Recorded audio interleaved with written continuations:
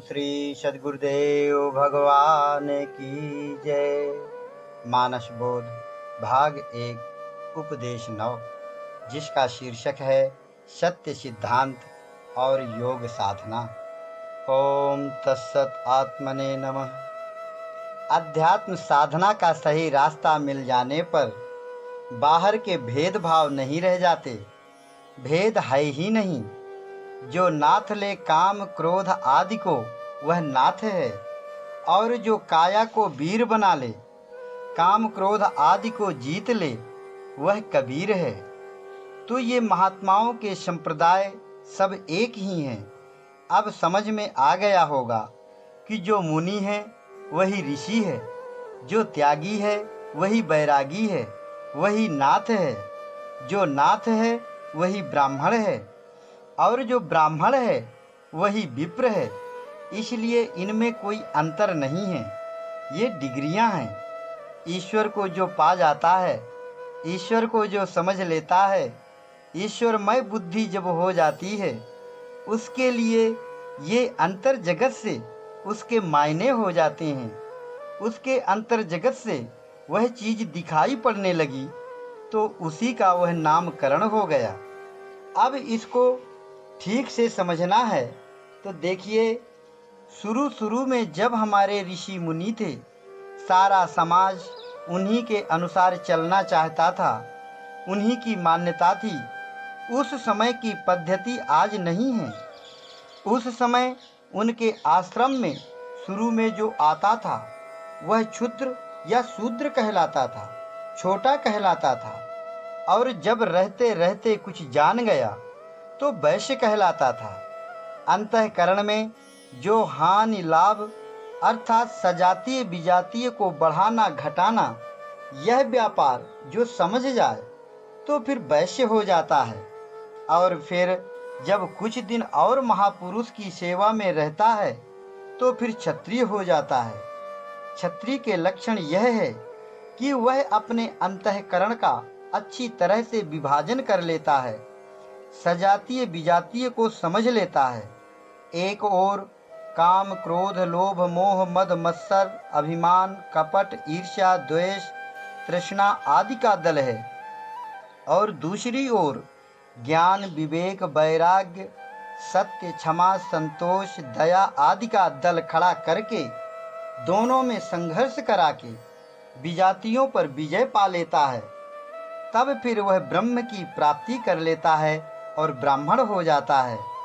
लेकिन इधर बाद में जब धीरे धीरे समाज बढ़ने लगी तो अपभ्रंश हो गया इनके नाम का। सब अपने अपने काम से भटक गए, अपनी अपनी जाति बना लिया, तो क्षुद्र से शूद्र हो गए। समाज बढ़ जाने से जाति के रूप में लोग अपने को पुकारने लगे। क्रिया कर्म और साधना रह न गई। लोग बस नाम के शूद्र वैश्य क्षत्रिय और ब्राह्मण रह गए। कोई सिंह लिखने लगा तो कोई कुछ, नकल रह गई, असल खत्म हो गई। ऐसे तो सब ऋषियों की संतान हैं। कोई गौतम के हैं, कोई शांडिल्य के हैं, कोई वशिष्ठ के हैं, कोई गर्ग के हैं, कोई भरद्वाज के हैं। गोत्र तो वही है, लेकिन सब बिगड़कर अपभ्रंश हो गया। अब उनमें है कुछ नहीं।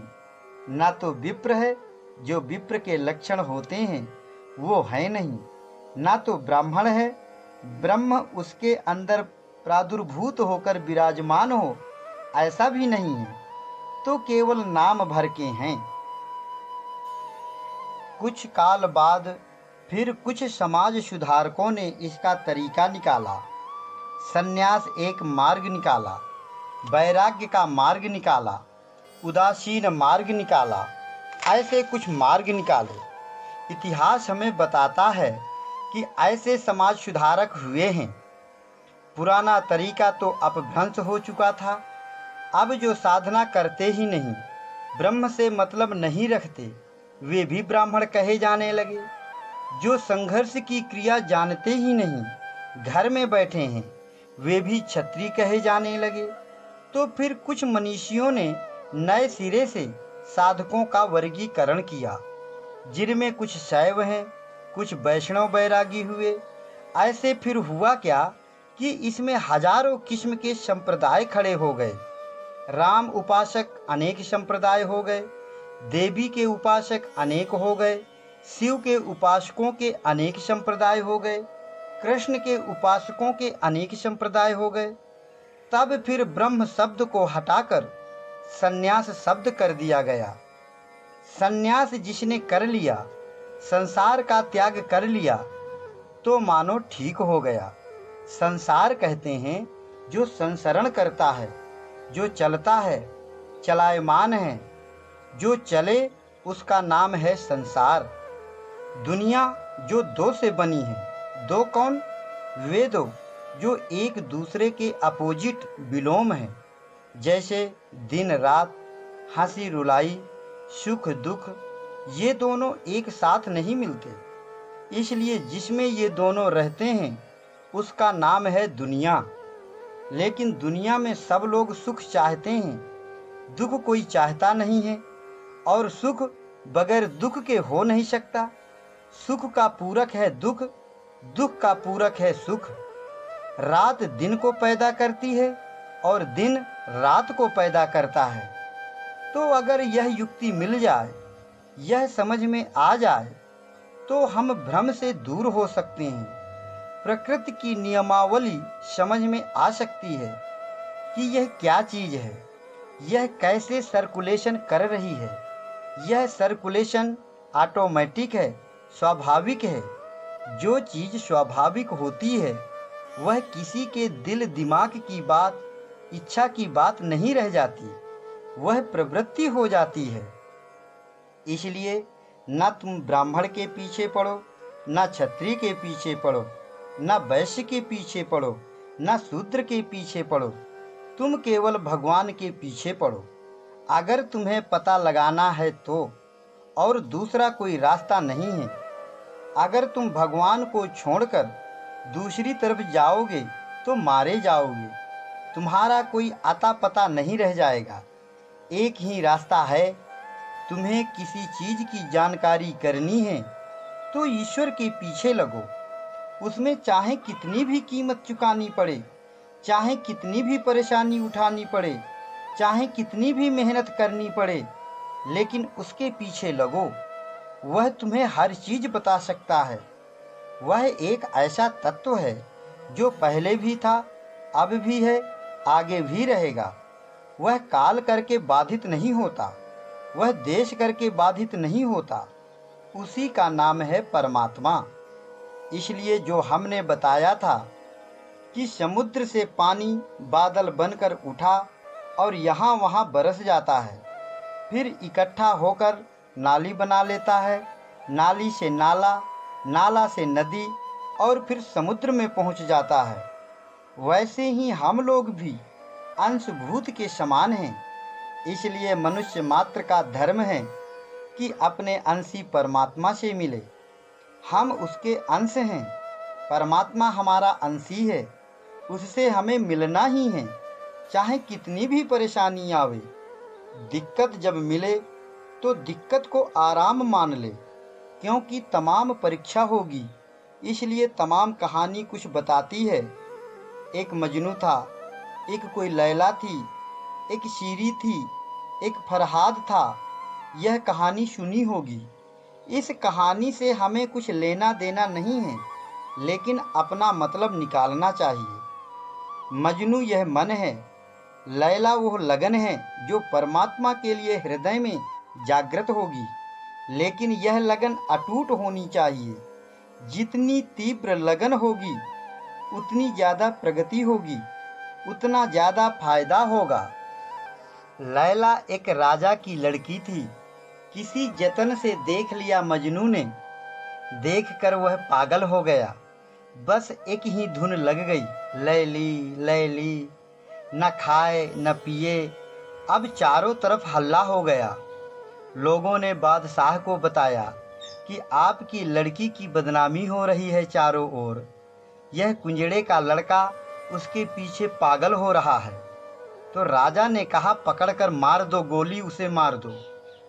तो उस लड़की ने सुना, समझदार लड़की थी, उसने कहा, पिताजी ऐसा न करिए, अगर मार दिया जाएगा तो तस्दीक हो जाएगा कि जरूर कोई बात थी, जबकि कोई ऐसी बात है नहीं। तो मैं एक युक्ति बताती हूँ, वह करिए, सब ठीक हो जाएगा। तो राजा ने कहा, अच्छा ठीक है, बताओ क्या युक्ति है। लड़की ने कहा कि सिटी के बाहर दूर एक कमरा बनवाइए और उसमें मेरा पलंग, गद्दा, तोशक, तकिया सब लगा दिया जाए और पलंग के दोनों ओर मिट्टी के 2 नाद रख दिए जाएं और उनके मुंह रुमाल से ढके रहें और एक वैद्य हमें दे दो, बस इतने से काम हो जाएगा। राजा ने वैसा ही सब कर दिया। लड़की थोड़ा होशियार थी। उसने वैद्य से कहा कि वैद्य जी, एक हमें दस्त की दवा दे दो कि 10-15 दस्त हो जाएं, फिर एक दवा कै करने की भी दे दो। तो ऐसा ही किया नादों में। और जानते हो, जिसको 10-15 दस्त हो जाएं और 10-15 कै हो जाएं, उसकी क्या हालत होगी। चेहरा काला पड़ गया, सारा नूर जो चमक दमक थी शरीर की सब खराब हो गई। यह जो टट्टी है कितनी गंदी चीज है। अच्छे से अच्छे पदार्थ खाए जाते हैं और शरीर के अंदर जाकर इतनी खराब गंदी चीज बनकर निकलते हैं, और उसी में सब क्षमता है। यह मल शरीर में रहता है तो शरीर में शक्ति रहती है, उसी गंदी चीज में। आयुर्वेद भी कहता है कि मल अगर शरीर में न रहे तो यह जिंदा नहीं रह सकता। दोष धातु मल मूलम ही शरीरम। तो इस तरह से वह लड़की इस हालत में पड़ गई पलंग पर, और सिपाही से कहा, जाओ मजनू को बुला लाओ, कहना लैला ने तुम्हें बुलाया है, तुमसे प्रेम करना चाहती है। अब वह पागल हो रहा था, आया बड़े चाव से, और जैसे ही किवाड़ खोला तो वह लड़की पड़ी थी, बिल्कुल चंडाली जैसी लगती थी। जो रूप रेखा चमक दमक उसमें देखी थी वह तो थी नहीं। मजनू ने कहा, यह तो लैला है नहीं। पूछा, क्या तुम ही लैला हो? लड़की ने कहा, हाँ हाँ मजनू, आओ आओ बैठो। उसने कहा, अरे लैला, तुम्हारा वह हुस्न कहाँ गया? तो लैला ने कहा, हाँ वह हुस्न मैंने इस नाद में रख दिया है। मजनू ने झट से रुमाल उठाया, उसमें कै भरी थी। मारे बदबू के हालत खराब हो गई, भागा बाहर को। लैला ने सिपाहियों से कहा, पकड़ो इसको, जाने न पावे। पकड़कर ले आए। लैला ने कहा, अरे आओ आओ मजनू, वह तो मुझे धोखा हो गया। मैंने अपना हुस्न इधर वाली नाद में रखा है, गलती से उधर बता दिया। जैसे ही रुमाल उठाया उसमें टट्टी भरी हुई थी। भागा तौबा तौबा करके, भूल गया सारा पागलपन। और फिर कहते हैं उसका ट्रांसफार्म परिवर्तन हो गया। तो इस संसार में कुछ है नहीं, सिर्फ चमक दमक है। तो संसार की बात के पीछे यह कहानी हमको याद आ गई। हाँ, तो इस जात पात में कुछ नहीं रखा है। हरि को भजय सो हरि का होय, जात पात पूछे ना कोय। खूब गहराई से छानबीन कर लो और ईश्वर के लिए पागल हो जाओ और ईश्वर के लिए मचल जाओ, तो सब पता लगने लगेगा। और नहीं तो जैसे कि वह एक अहीर था, चरवाहा, सबके जानवर चराता था और इसी से जो कुछ मिल जाता था उससे उसका काम चल जाता था। तो एक रोज पशुओं को लेकर जंगल में गया। वहाँ देखा कि एक महात्मा पूजा पाठ कर रहे हैं। गया पास में, जाकर प्रणाम किया। जब चलने लगा तो महात्मा ने उसे एक पत्थर की मूर्ति दे दी। कहा कि ले जाओ, रोज घर में धूप दीप अक्षत से पूजा किया करना। ले गया, पूजा करता रहा रोज। एक दिन देखा कि एक चूहा मूर्ति के ऊपर बैठा, जो चावल पूजा में चढ़ाए थे उन्हें खा रहा था। अहीर ने देख लिया। उसे लगा कि अरे, यह तो इस भगवान के ऊपर चढ़कर बैठा है, यह उससे बड़ा बलवान है, इसलिए ये उससे बड़ा भगवान है, इसी की पूजा करना चाहिए। तो चूहा को पूजने लगा।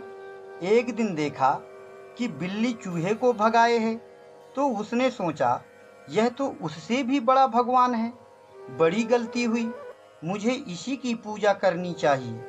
तो बिल्ली को पूजने लगा, उसी की धूप दीप आरती करने लगा। एक दिन किसी कुत्ते ने उसे दौड़ाया, बिल्ली को भागी जान बचाकर। अहीर ने देख लिया तो कहा, अरे यह तो कुत्ता ही बड़ा है। वह तो इतना ही समझता था कि जो बड़ा है सबसे वही भगवान है। कुत्ता को ही पूजने लगा। एक दिन अहीर की औरत ने देख लिया तो मारा 4 डंडा कुत्ता को, भागा कांय कांय करके। तो अहीर ने कहा, अरे बाप रे बाप, बड़ी भूल हो गई।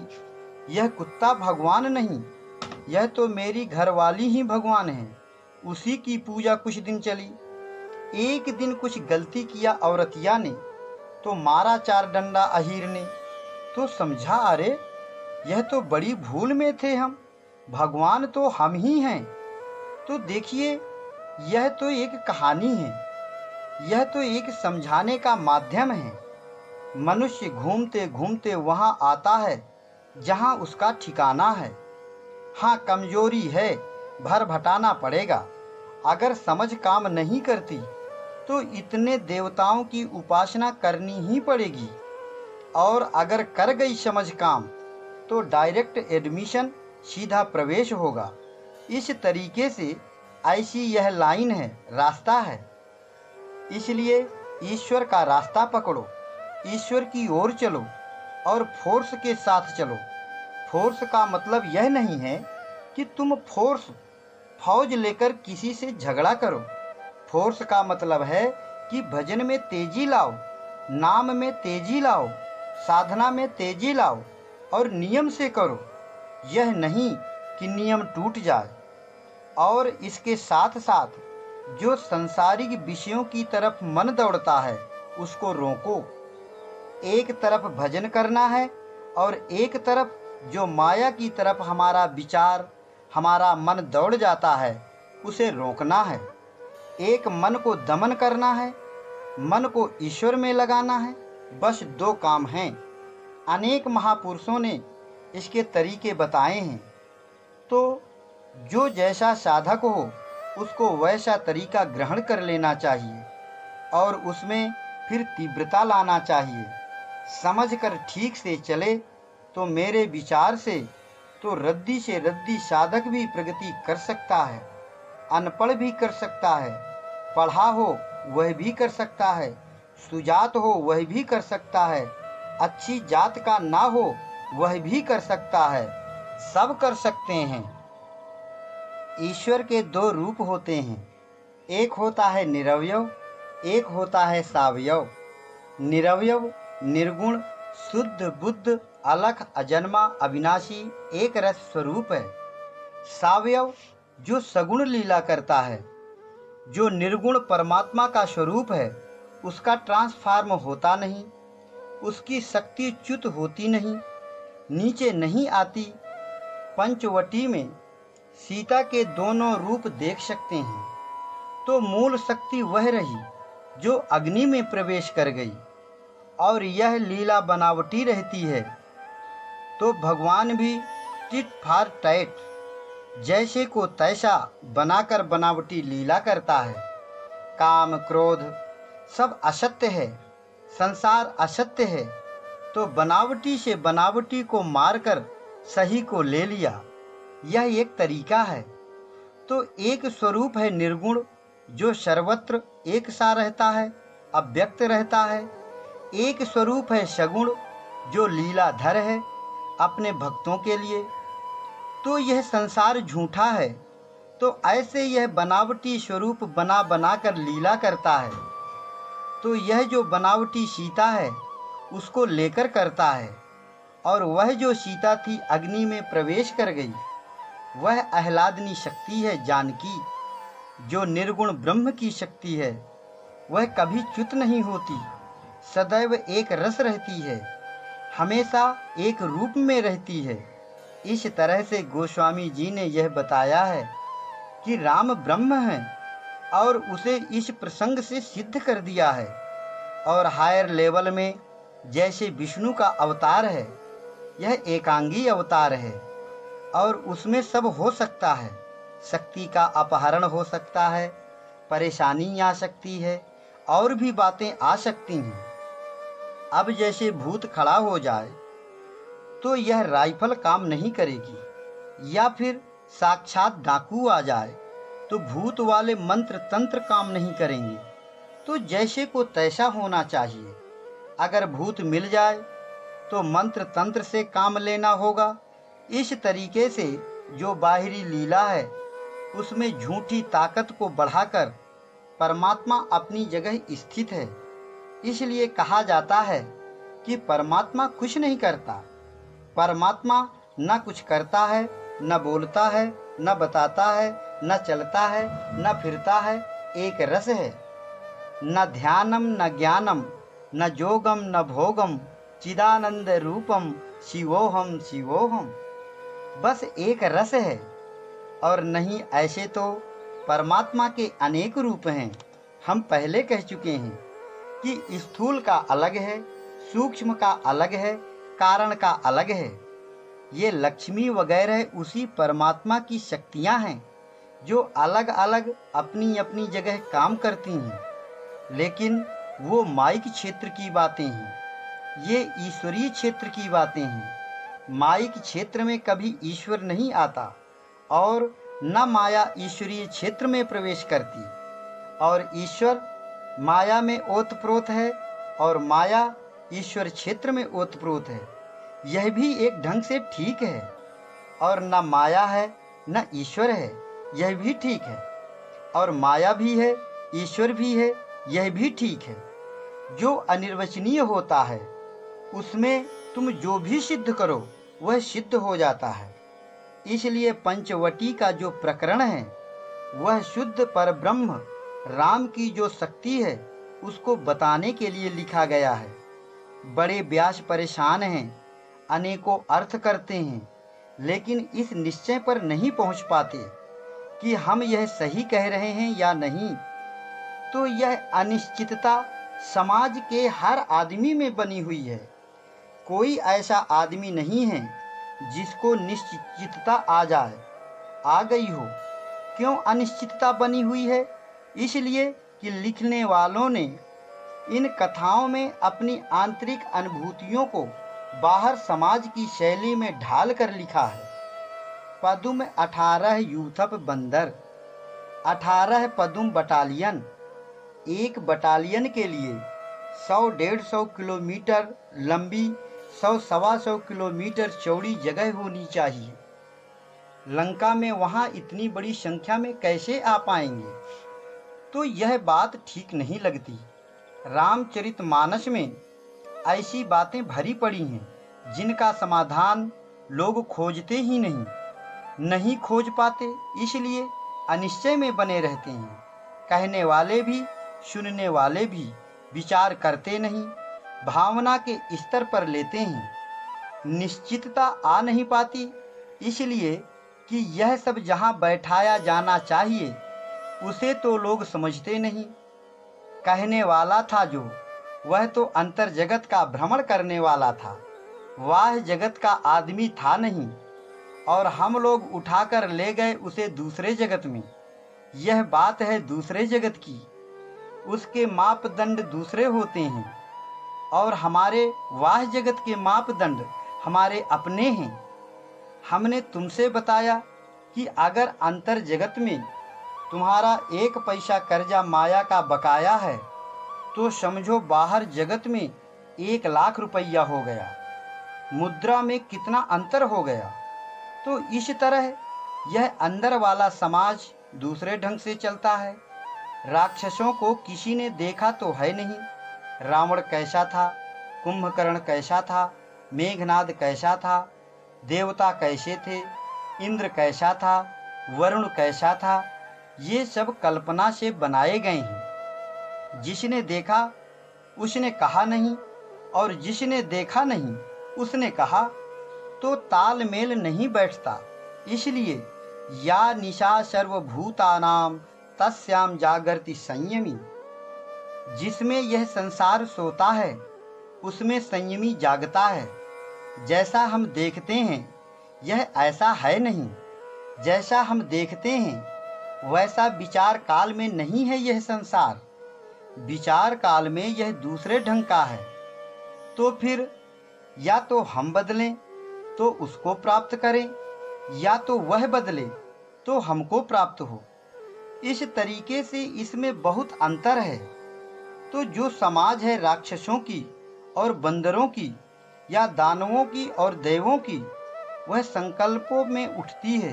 जानते हो, एक संकल्प में, एक इच्छा में कितने चिंतवन आते हैं। इच्छा ट्रेन है, इंगला और पिंगला ये पटरी हैं, संकल्प विकल्प डिब्बे हैं, और चिंतवन यात्री बैठे हैं उसमें, और हृदय प्लेटफार्म है। उसमें इन यात्रियों की भीड़ उतरती है। क्षण क्षण में सैकड़ों संकल्प विकल्प आते जाते रहते हैं। अब सोचो कि एक घंटे में करोड़ों चिंतवन इनके माध्यम से आते जाते रहते हैं। कितनी बड़ी संख्या होगी। काम के संकल्प, क्रोध के संकल्प, लोभ के संकल्प, मोह के संकल्प, भगवान के संकल्प, अच्छे संकल्प, ये तो पदुम 18 क्या, और भी ज्यादा संख्या हो सकती है। गोस्वामी जी ने 18 इसलिए कहा कि आगे एडजस्टिंग करना है।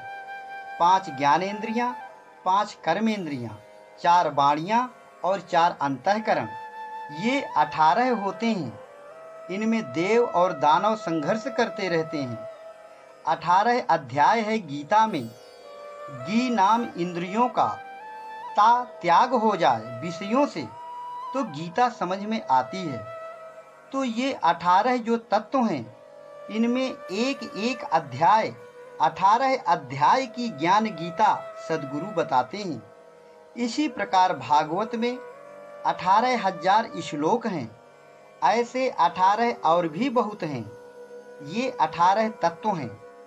जहाँ श्वासा है वह स्वर्ग है। इस स्वर्ग की रक्षा कहाँ होती है? शरीर में, जहाँ श्वासा चलती है। इस स्वर्ग के लिए देव और दानवों में संघर्ष चलता है। इस तरीके से अध्यात्म में अगर चलना है तो इसे लाना ही पड़ेगा, और अगर नहीं लाओगे तो एडजस्टिंग सही नहीं आती, सही नट बोल्ट नहीं बैठते जैसा होना चाहिए। ओम श्री सद्गुरुदेव भगवान की जय।